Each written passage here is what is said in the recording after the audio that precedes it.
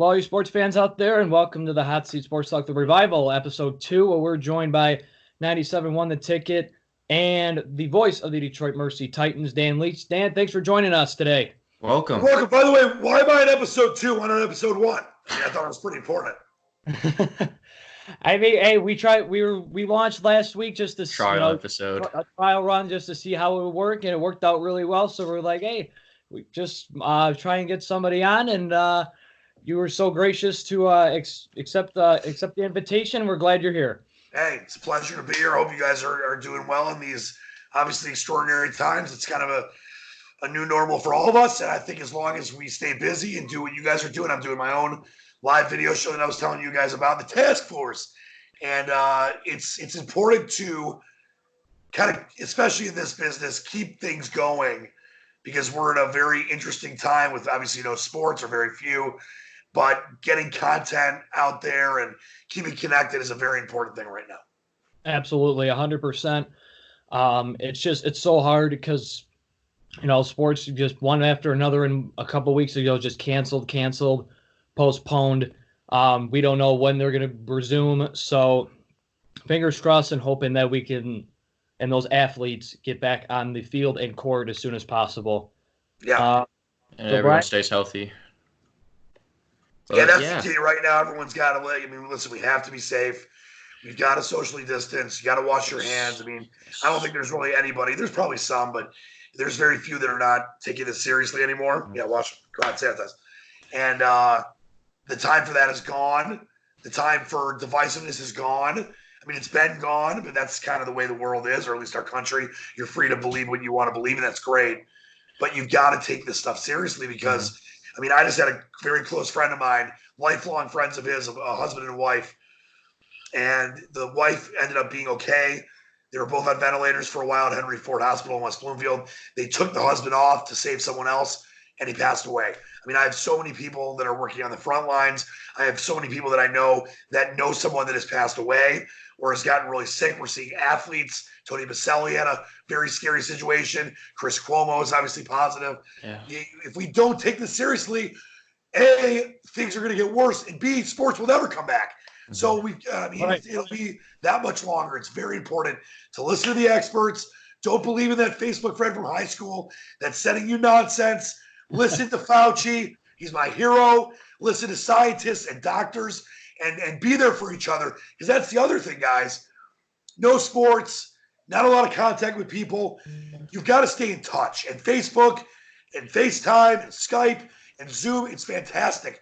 But make sure we're checking in on people too. Because we're in a social recession as well as possibly an economic one. And the social one can really affect lives even more so. Obviously money is important for livelihood, but mental health and that kind of stuff is the most important thing right now.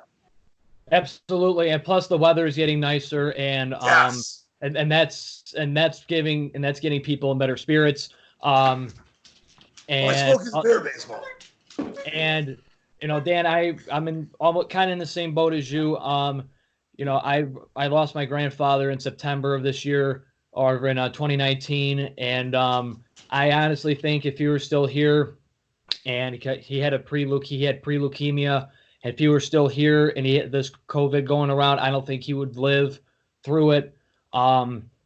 So, like you said, everyone has to take this seriously, and the more serious people take this, the more people say quarantine, stay safe, the quicker we can all get back to our normal lives.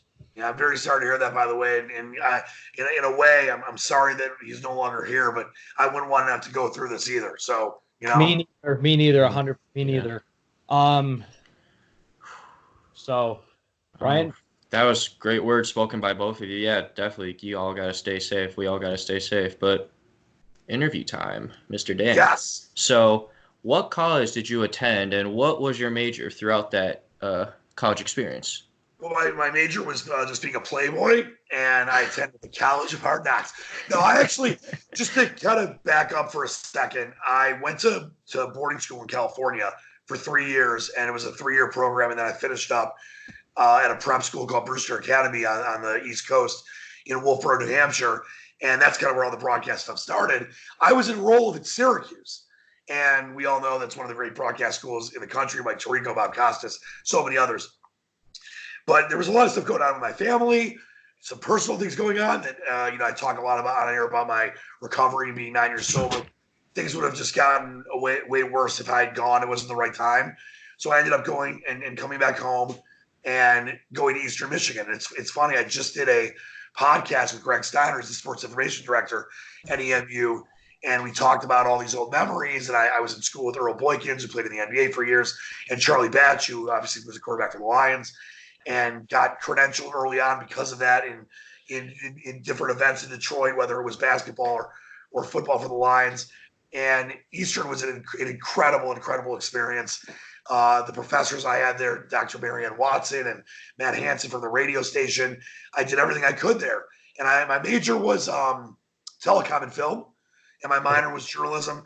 But I'm telling you, I did everything. I did radio from like the second I got there till the end. I did play-by-play football, basketball. I did stuff on TV and radio for that. I ran for president. I was nuts. And it was an amazing place. I was really happy to go on and talk about it with Greg, because Eastern, like, I know, Aaron, you're going to Central. Too bad about you, Brian, at State. But I'm just kidding. It's a really good school. Just, bad football and basketball program. I'm kidding. They're good. So it's one of those things where, Michigan and Michigan State dominate this area. We know that. And Eastern and Central and Western and Toledo, it would be silly to try to compete. But there are special things happening in those schools throughout the years, and especially in my alma mater at Eastern, where Chris Creighton has taken the football team to bowl games in 3 of 5 years after them being a bottom 5 program seemingly forever. I was there for their best season before Chris Creighton in like 35 years or whatever it was. It was Charlie Batch's 6-6 year. It was ridiculous. So it's nice to know that there are people that can talk about those kind of schools, and I'm one of them, and I've been able to do that on various shows on 97.1. And you mentioned the Detroit Titans, which I've called their games at times for the last several years, Horizon League. Those leagues are just as important in different ways. They're not the money makers, they're not the ratings grabbers, but there's special stories in all of them. So it means a tremendous amount for me to have been able to go to Eastern, to graduate from there, and to represent them in what I do in my career. Absolutely, because me and Brian have been to numerous Horizon tournaments in Detroit when it was either at Joe Louis or Little Caesars. It's a shame that they moved the tournament now to Indiana, but those games were always fun to go to. But always off my seat, edge of my seat for every game. It was all fun. I never forget the first year I did that tournament at Joe Louis. I just went and sat on the hockey penalty box. And I'm like, it's pretty freaking great. It's pretty great. Like, I'm about to call a Titans tournament game, but I'm in the Red Wings penalty box at Joe Louis Arena. Cool. Yeah, there's barely anything left of that great hockey barn that we, that had so many titles in it, hosted so many titles. But Dan, when did you get into officially, like, when did you join 97.1 The Ticket, and when did you get into like fully calling Detroit Titans basketball games? Well, 97.1, it's been about 8 years now. It was late 2012 into 13, so it's been about 8 years at 97.1. Titans, I started doing this last year. I actually didn't do the Titans because they actually had left our radio station. I still was doing some TV, but they kind of scaled things down. But I started Titans back, let's see, it's 2020. I think 2014 was the first year I did Titans. And Ray McCallum was the coach. And then obviously Bakari was there. And now Mike Davis. But it's been an honor to have called Titans games for, the time that I've done it. And got them on Sports Center, which was a lot of fun. From a Juwan Howard Jr. call, a switch class. He's taking a bath call. And, it's fun to travel with a team at that level, because we know, like, Michigan and Kentucky and Michigan State and these big level teams, charter flights and, a lot easier travel. When it comes to Horizon League, a lot of bus rides, very few charters, but spending time with those student athletes and visiting the different cities, Boston or Tempe, Arizona, South Florida, obviously the different schools in the Horizon League, Valpo, Milwaukee, Green Bay, etc. There's something special about being able to travel with a team, get to know those kids, get to know those coaches, get to see the cities. That's something that I've always really loved about being a play-by-play guy for the Titans in the past. Yeah, because I remember meeting you, Dan, about 5 years ago at Detroit Titans Media Day for high school journalists. Oh, yeah. And you came in, you gave a presentation when I was a freshman. I was the only one with from my high school at the time with my advisor, and we just got talking and watched a great game and ended up sitting next to you when you were calling the game in between TV timeouts and stuff like that. It was a great experience, and it led to a great production, and for me, Brian, Eric, and many of our other colleagues who are out there right now. So kudos. From what I remember, that was the inspiration for your career. I mean, yeah, that did it. That did it. Yeah, I mean, it was a great starting point. Ryan? All right, so you gotta find that inspiration from somebody. So back to 97.1 The Ticket. What's it like to work with guys such as Mike Valenti, Gator, and what's it just like to be with them, listen to them, and just be on air with them? Well, I'll tell you, it's one of these things where I have loved being able to work with all the different guys there, and everything's different as far as I've done shows with everybody, I think, except for Doug, because Doug will do those shows by himself. And it's one of those things where I think that you want to be versatile and be able to work with whoever you can, and be able to kind of be that Swiss Army knife. So Gator does a great impersonation of me, but it's always a lot of fun to do those different shows and see the different reaction you get and find the different style that you work with someone with. So we've always had a lot of fun doing those shows, that's for sure. And I always appreciate whoever I'm working with. And unfortunately, these are tough times right now. And we've, people have been let go. My man, my best friend, Dennis 50 was let go recently. And he was my favorite to work with by far. We did amazing shows for years. I know we'll be doing them again in the future.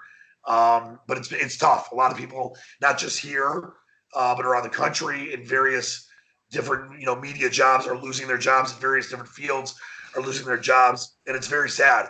But it just gives us the ability to come back stronger and to be more. I mean, I've always been a grateful person, but just be as grateful as possible to know you're able to do like what you guys are trying to do, what you can get involved with that you love, which I've always felt since the beginning, since I was 7 years old, practicing being a DJ in my basement on the old Star Studio I had. So it's tough right now, but thinking about all the different people I've been able to work with and all the great people we have in 97.1, we're very lucky. And it's, I just want everyone that is not able to work right now, which I've been furloughed and not doing on air shifts right now because we cut back. I want them to know that they're just as important as ever.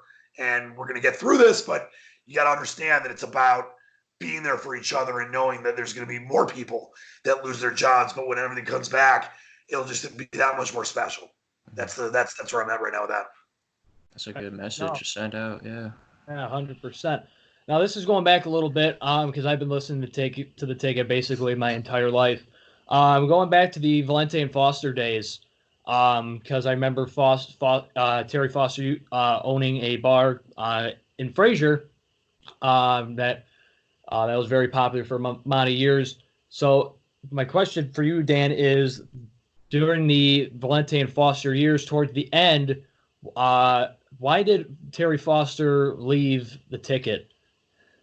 Well, Terry had a stroke, and it was just one of those things where health-wise, it was the right situation, the right decision for him to get healthy and spend time with his family. I mean, Terry's one of my favorite guys as well, but he, health concerns were, more important than, doing radio. So that's what kind of happened with Terry. I was actually on the air with him the week that happened.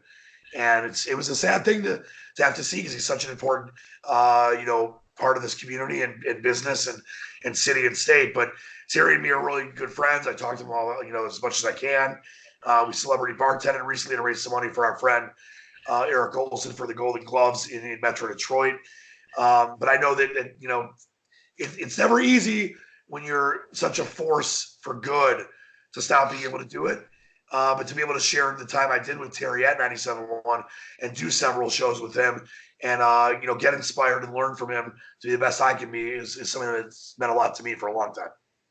Yeah, because I remember turning on the radio all the time and then just hearing going, Boombaye, Boombaye. He wasn't taking calls here all the time. Now, for the people at home that don't know, you're a huge Michigan fan, huge Michigan guy. Of course. State sucks. Do you cover the team at all? Do you cover football? Do you cover basketball? Or are you just a fan, or is there a mixture of both? Well, for a 97.1, we carry Michigan on our various stations, and we have guys that will cover and get sound and stuff. But I've been someone that really is more of just a post game or pre game or host for those those Michigan football and basketball games. I'm on a lot after the games. I'm on a lot before the games. But I have covered Michigan football and basketball many times in the past. It's a different scenario when you're the rights holder. We have guys that will go and report and cover the games and get sound. But I've done that throughout the years many different times. But I'm the one, I cover so many different sports, whether I'm doing Wings games or Pistons or calling games or whatever it is, that Michigan is the one thing that I get to always go to with my dad as a fan. And that's been that way for a long time. And, I luckily, if I had to cover Michigan football, I would. But that is where I go to as a fan, which is a very important part of my life.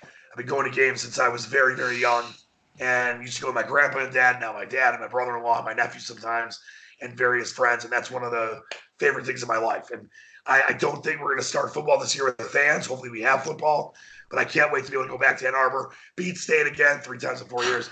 And I was in trouble with the stat, man. I think you were probably 10 then, but we've seen some incredible games at the big house. For sure. I can't wait to come back. Can't wait. Oh, man. All right. So the next question I have for you is kind of a two-parter. So out of all the Detroit professional teams, we got Lions, Pistons, Tigers, Red Wings, as we all know. Which is your favorite to cover? And then the next question would be, which are you the biggest fan of out of those 4 pro teams? Well, it's definitely the Lions. There's no question there. People can call me a Lions slap face paint or whatever you want. I love the Lions, always have. I love all our teams. And, as far as like the most fun to cover, like I've covered every team, whether it's been reporting for the Red Wing or the Tigers, whether it's been hosting intermissions for the Red Wings, which is Jeff Rieger's main job, and I'm his main fill-in, whether it's been calling Pistons games, doing the pre and post. And then obviously for Lions, I did the post-game show for years with Dennis Fithian. And I've done pre-game stuff as well. But I think football is just something, they're all very unique in their own ways. But I think football, for me, it's my favorite sport. And it's such a big deal. There's so few games.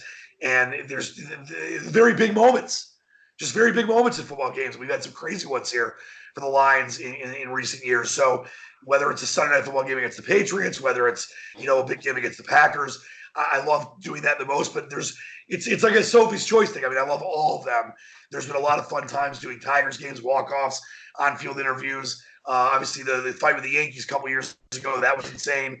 Red Wings games, big, huge comebacks. Pistons games, during Chauncey Billups' era and others. So they're all fun in their own unique ways. But if I had to pick one that I love the most, it's football. But, covering any sport to me is, I don't care if I was covering a high school game, it's still special to do. And I'm grateful to do all of it. So you mentioned the Lions being your favorite. So how do you feel about their recent free agency moves that they did during the free agency era? Do you like any pickup or drop in particular? Or do you think they should have done something that you don't agree with? Or what's your intake on the Lions free agency so far?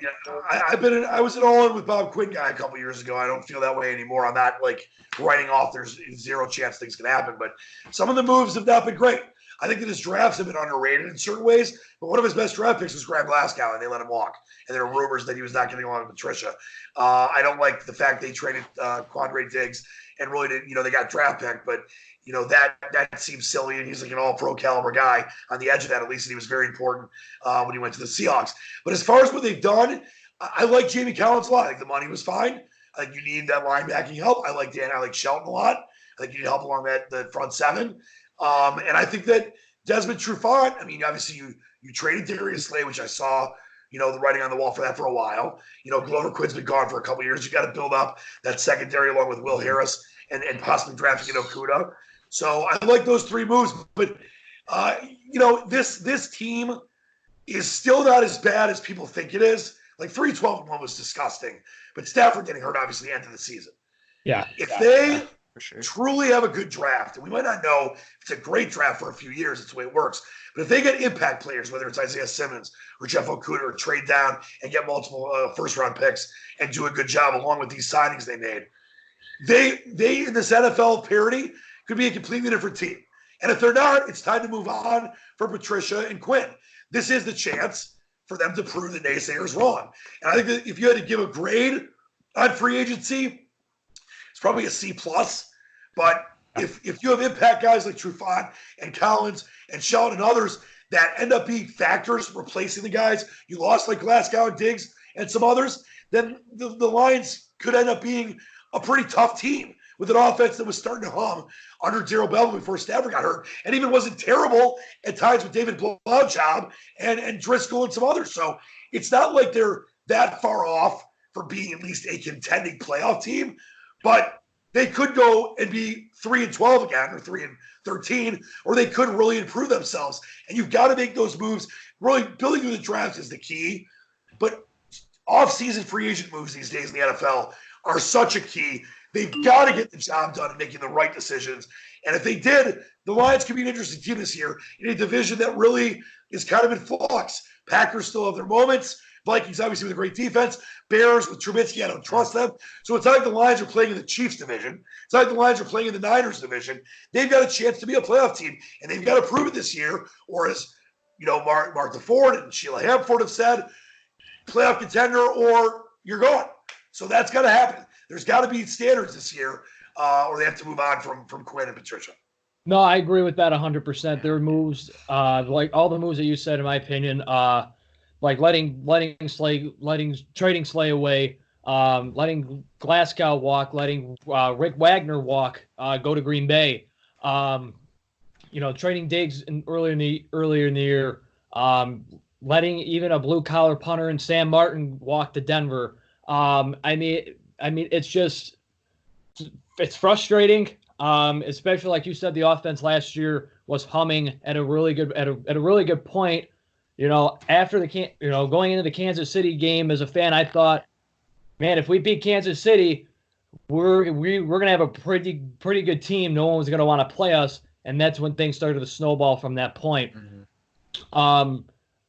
Backing what you said right there, Dan.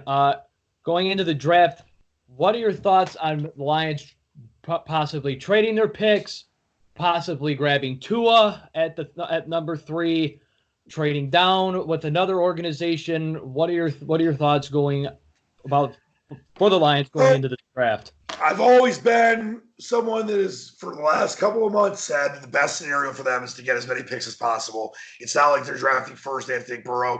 It's not like they're taking Tua, and they've got to find a way to do that. You never know. I don't think it's going to happen. I think it's very, very unlikely.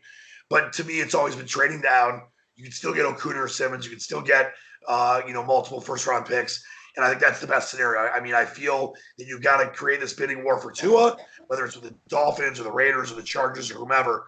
And you got to find a way to get as many first-rounders as you can get, because you're not going to hit on all your picks. We've seen Bob Quinn not hit on all his picks. And I think that it's very important to get the most value you can being at number 3, because there are a lot of teams that want to. And I think that Washington, they could trade down, but I think they want to take Chase Young. So after Burrow and Young, you've got to find a way to get the value picks. I felt that way probably since the end of the season. Yeah, I mean, there's a lot of quarterbacks in this draft. There's still a few quarterbacks out on the market, and Cam Newton and Jameis Winston, they're still out there teams are trying to sign them, or they're trying to wait. Like also free agents like Davidian Clowney's out there. I don't know if he'd be a great fit for Detroit, but if the Lions could get him at a very low rate, in my opinion, that'd be a great addition to the team, especially to help that defensive front and to help the run defense out a lot. So my next question for you, Dan, is Out of the top, like we said before, like you said earlier, out of all the sports that you've seen, out of the major four, what are your top three Detroit sports moments of all time? Well, it's a great question, and I've been lucky to see a lot. I would say we'll start with I'm going to say my number one because there's so many different ones, but I think that the moment where Magglio Ordonez hit the home run against the A's to go to the World Series for the first time since '84 was incredible.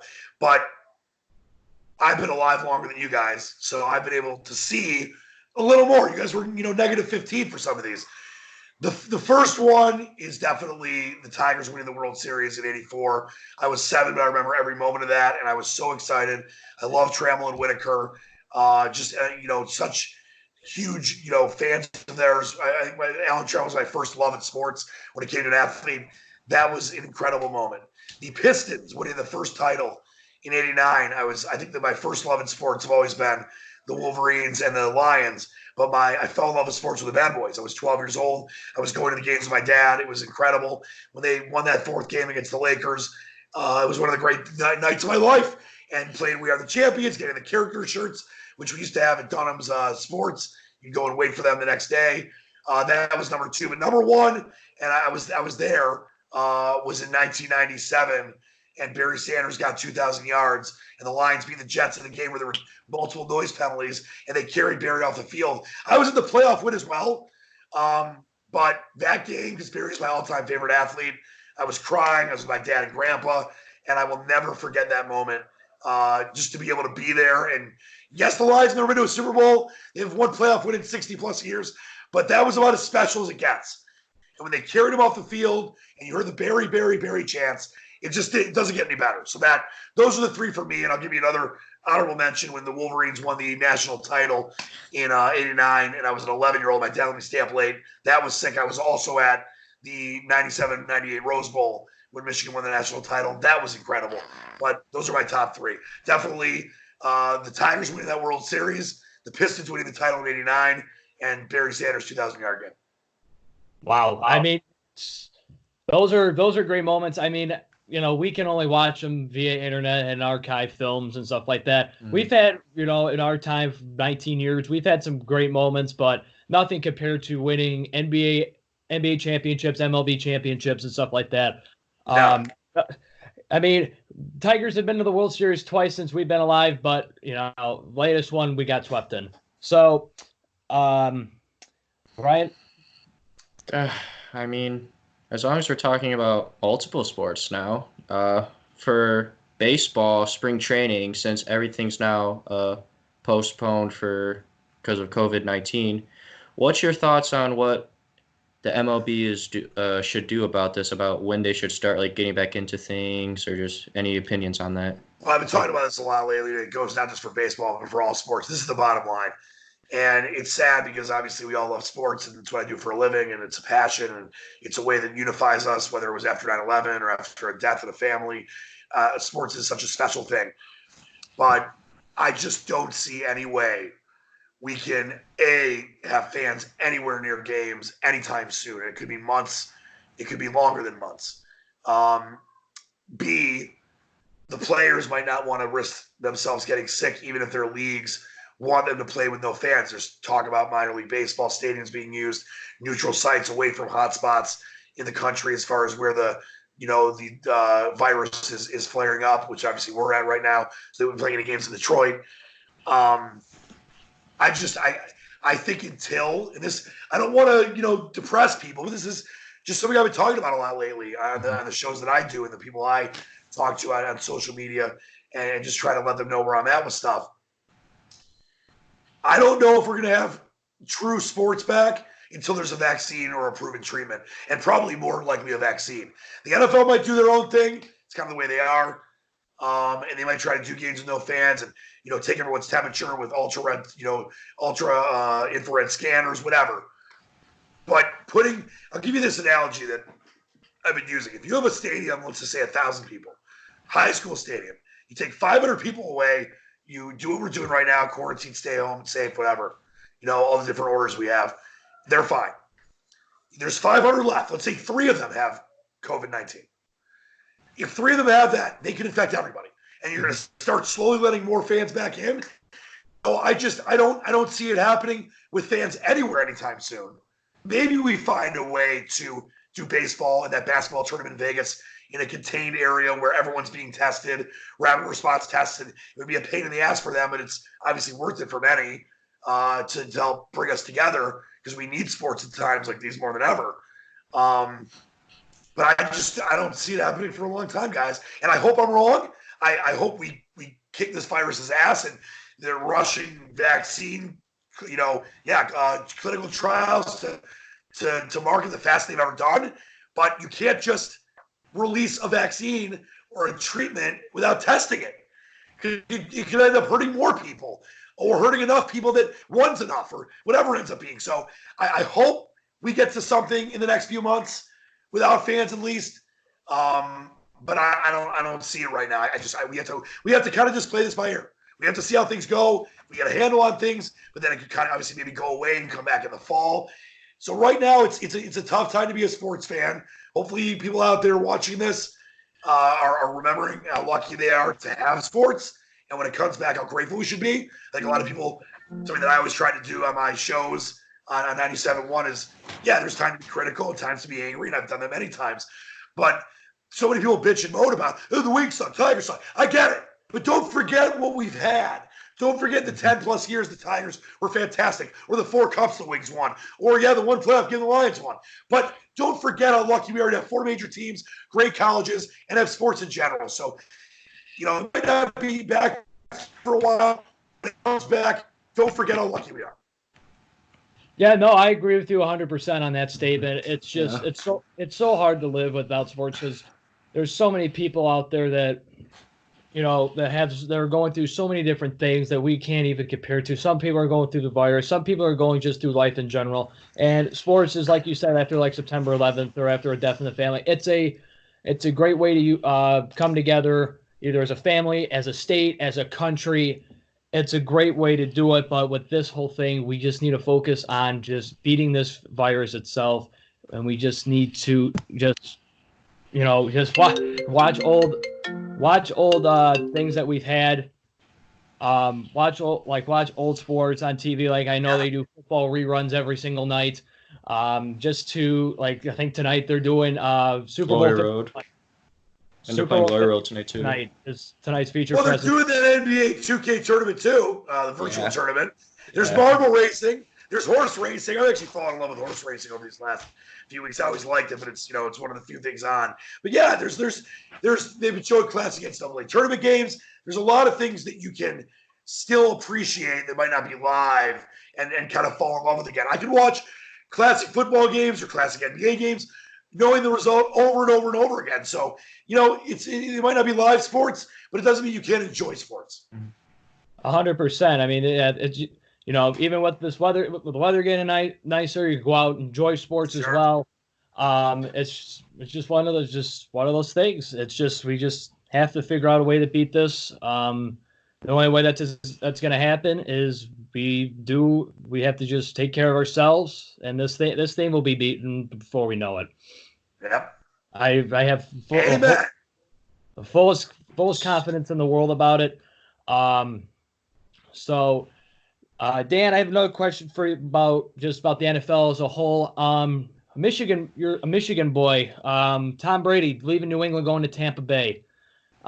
Your thoughts on Brady becoming a Buccaneer?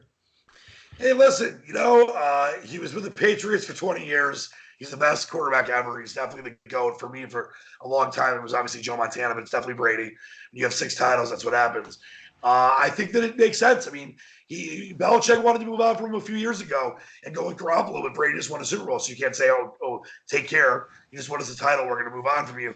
But I think it's going to be interesting to see Mike Evans and to see O.J. Howard and some others out there in Tampa with Bruce Arians and what he's been able to do in the past. I mean, obviously, Jameis Winston, the first ever 30 for 30 guy, 30 picks, 30 touchdowns. If he can do that for Jameis, having thrown 30 touchdowns, imagine what he can do with Brady. So we'll see what they do in the draft. Looking at getting Brady a weapon or two, and it's an interesting, market, interesting fan base. They've obviously won a Super Bowl with John Gruden. I think Brady is going to be very good there. But remember, he's getting close to 45 years old. So you can't expect the world out of him. But if his offensive line protects him and they have the right kind of weapons there, things could be really interesting for Tom Brady and the Bucs. They're not going to win the Super Bowl, but they could be a thorn in a lot of good NFC's team sides, at least this coming season when it comes to the playoffs. So I think they're going to be a playoff team. And I think there's a chance that there's an upset or two in the making because Brady is just that good. Yeah, because we addressed this last week. We look at the NFC South now. We have Brady in Tampa Bay, Drew Brees and the Saints, Matt Ryan, Todd Gurley, Julio Jones, Calvin Ridley in Atlanta, Teddy Bridgewater and the Panthers with Christian McCaffrey. That division is loaded now. That division is going to be entertaining this year to watch, especially with them adding another playoff spot to the whole mix. The one seed gets a bye. That's it. So it'll be interesting to see how that plays out and see if Brady and the Bucs can make a run with Mike Evans, Chris Godwin, Ronald Jones, Peyton Barber, and the tight end core that they have down there. Their defense has to improve. There's no doubt about it. The Tampa Bay's defense was barely subpar last year. So it'll definitely be interesting to see what Brady can do down in Tampa. Depending, like you said, Dan, what they do in the draft. It all depends on what they do in the draft and what positions they're going after. If they go all defensive, their offense is pretty taken care of at this point. Yeah, they've got a solid offense, but they still need some more weapons. And I think that with that division becoming what it is, I mean, it's not going to be easy for Brady, but it's not like Brady is going to. I thought originally he was going to the Chargers. That's one of the toughest divisions of football with Patty Mahomes. Out in the AFC West, but I think it's just going to be weird to see him. It already seems weird to see him in a Bucs jersey, but I think that Bucs team with him at the helm is going to be a lot more steady than they were with Jameis Winston. And a few of the games they would have won last year with Brady, they lost with Winston. That would have been enough to get the Bucs to the playoffs. That's going to be a fun thing to watch. Absolutely, 100%. So, Brian, anything else? B-Man, you want to talk about why State's going to the tank these days? Oh. Hey, at least you guys issued a statement saying that the nonsense about Tom Izzo and the latest stuff came out. You got that out there. Now, listen, I have a ton of respect for Michigan State. I'm glad you're there. Fire up chips as well. But, you guys, it's very important to know how lucky you are to be in a school that has great athletics. And I know you guys are, but whether it's MAC, whether it's Big Ten, whether it's Big Sky, whether it's, Mid-American, whatever it is, going to a university with athletics that you can get behind is one of the most special things you can do in the world. And being at Eastern when I was there and being a Michigan fan, I think there's just something so unique and special about college athletics that I never will get enough of it. Keeps you up. Yeah, it certainly does. Our Central women's team, they took the fourth of turn that phone off. Fourth straight division title in a row. And our football team, we turned it around from going 1-11 last season to 8-4 in the 4 overall, going to the MAC championship in Detroit and going to a bowl game. It was in my first year of college. It was an unbelievable thing to watch. Every home game they won by a pretty good amount of points. Didn't matter who they played. If it was Albany, New Mexico State, Eastern, sorry. Hey, we'll get you next time, don't worry. By the way, if that phone was ringing in Brian's room, I would think it would have been Mark D'Antonio apologizing for all the nonsense he did. For you, I'm trying to think. Maybe it was I'm forgetting the name of the John Bonamego who left Central before you got there. Maybe he was calling you to apologize for bad Central football. I can't say the same for Brian. His team going 6-6. That was very rough. I'm not gonna lie to you. That was a really bad year. The Arizona freshman for that. It was going super well until that Arizona State game when we lost and we had so many chances at home. He owns you. You play to win the game. He owns you. You win those games. But hey, I can't say nothing. Central got annihilated in our bowl. We got it in our bowl game. Now D'Antonio's definitely gone. He's going to apologize for the 6-6 season. He got your number, Aaron, somehow. So thanks, Coach D, for calling. So, but that's all the questions that we have, and that's all the time we got. Dan, thank you so much. Thank you so much. This week, it was definitely fun. Apologies to Denver Broncos punter Sam Martin. We ran out of time this week. What are you, Jimmy Kimmel? Yeah. Yeah, well, hey, we've had this joke going for this is what, our third season doing it? 3 years. Yeah, we've been doing it for a long time. Before we go, I just want to say this to both of you and anyone out there that's watching, especially people that are in high school or college. Watch what these guys are doing. Stay involved. Anyone can be in this business if they truly want it.